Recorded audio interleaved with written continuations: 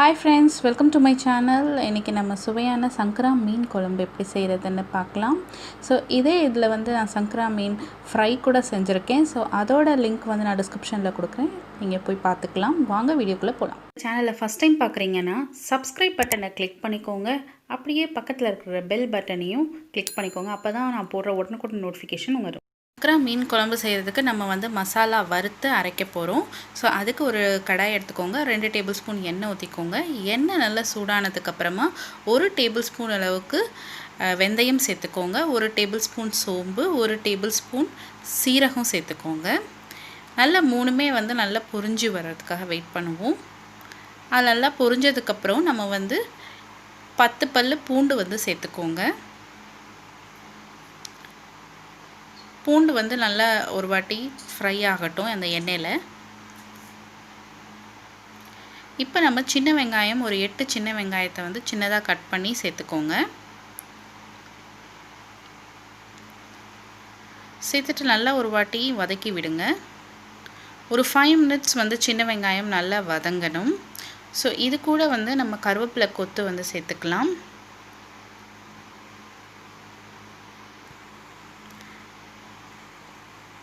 So ஒரு 5-10 minutes வந்து இதெல்லாம் நல்லா ஒரு வாட்டி வதங்கிட்டோம். இப்போ நல்லா வதங்கினதுக்கப்புறமா நம்ம வந்து தேங்காய் வந்து 1 கப் அளவுக்கு சேர்த்துருக்கேன்.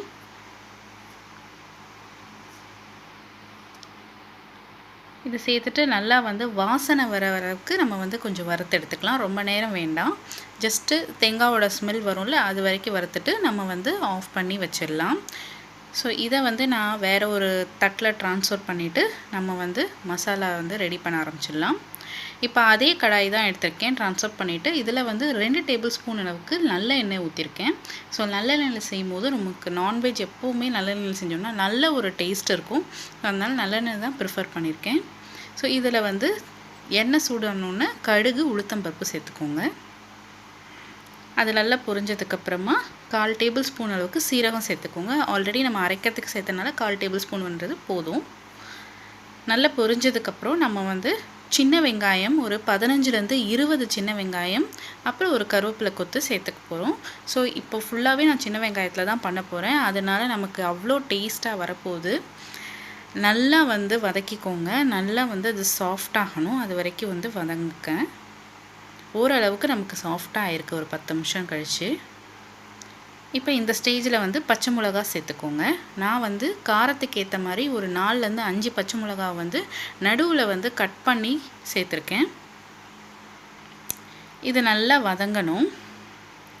நல்லா வந்து வெங்காயம் தொட்டு பார்த்தா அப்படின்னு டக்குன்னு வந்து நசுங்கணும். அந்த அளவுக்கு வதங்கினதுக்கப்புறமா தான் நம்ம வந்து தக்காளி சேர்க்கணும். நான் வந்து 2 தக்காளி எடுத்திருக்கேன். ஸோ அதுதான் நான் சேர்க்க போகிறேன்.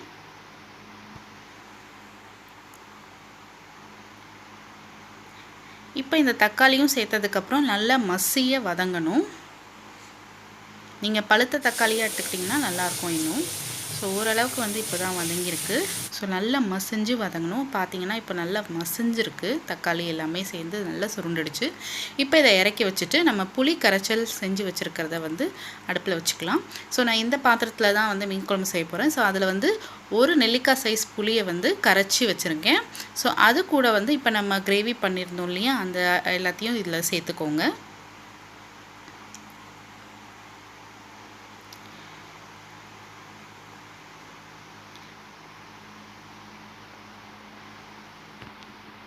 ஸோ நம்ம வதக்கின எல்லாத்தையும் இதில் சேர்த்துட்டு மசாலா சேர்த்துடலாம். 1/4 டேபிள் ஸ்பூன் மஞ்சத்தூள், ஒரு 2லேருந்து 2.5 டேபிள் ஸ்பூன் அளவுக்கு காரத்துக்கு ஏற்ற மாதிரி குழம்பு மிளகாய்த்தூள்.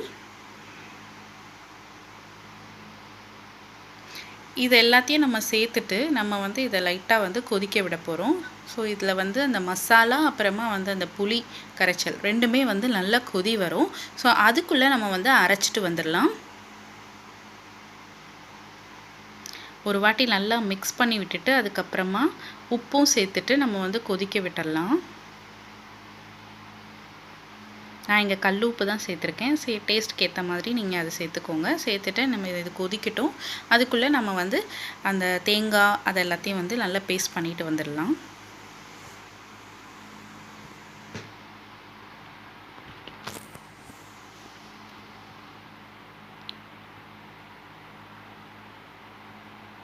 இப்போ பாருங்கள் நமக்கு நல்லா கொதி வந்துருச்சு. நம்ம அரைச்சாச்சு பேஸ்டெல்லாம். பாருங்கள் நல்லா வந்து அந்த பச்சை வாசனைலாம் போயிருக்கு. இப்போது மசாலா அப்புறம் அந்த புளித்தண்ணிலாம் நல்லா வெந்து வந்திருக்கு. இனி நம்ம தேங்காய் பேஸ்ட்டை வந்து இதோட சேர்த்துக்கலாம். ஸோ நான் அரைச்சி வச்ச எல்லா தேங்காய் பேஸ்ட்டையும் இதோட சேர்த்துக்கிறேன். அப்படியே வந்து கூட எவ்வளோ தண்ணி வேணுமோ அதையும் வந்து சேர்த்துக்கலாம்.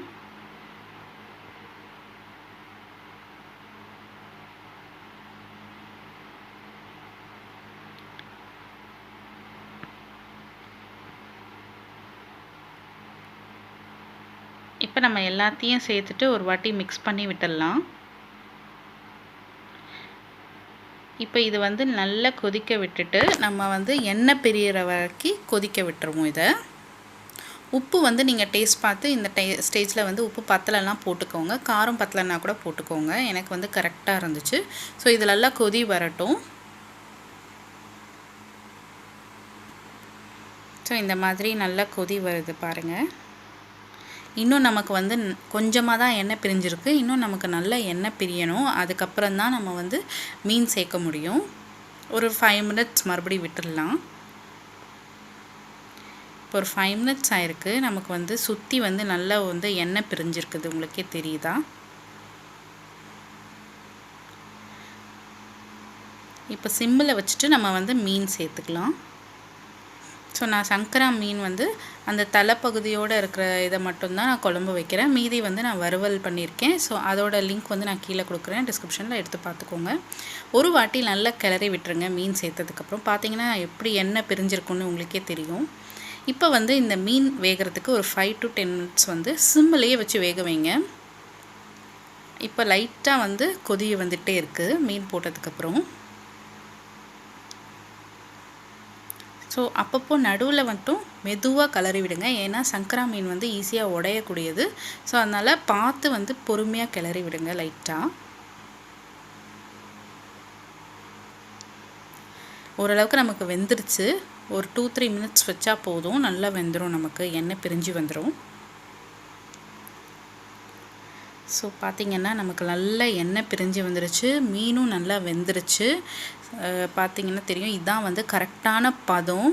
ஸோ இந்த ஸ்டேஜில் தான் நீங்கள் வந்து ஆஃப் பண்ணணும். அது வரைக்கும் நீங்கள் ஆஃப் பண்ணக்கூடாது. அப்போ தான் நமக்கு எல்லாமே ஒன்றா வெந்து வரும். மீன் ப்ளஸ் அந்த மசாலா எல்லாமே நல்லா வெந்து வரும். உங்களுக்கு மீன் எடுத்து காமிக்கிறேன் பாருங்கள். சூப்பரான சங்கரா மீன் குழம்பு ரெடி ஆயிடுச்சு.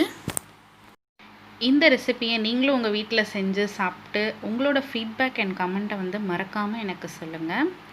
இந்த ரெசிபி உங்களுக்கு பிடிச்சிருந்தா ஒரு தம்ஸ் அப் கொடுங்க, ஷேர் பண்ணுங்கள், சப்ஸ்கிரைப் பண்ணுங்கள். தேங்க்ஸ் ஃபார் வாட்சிங்.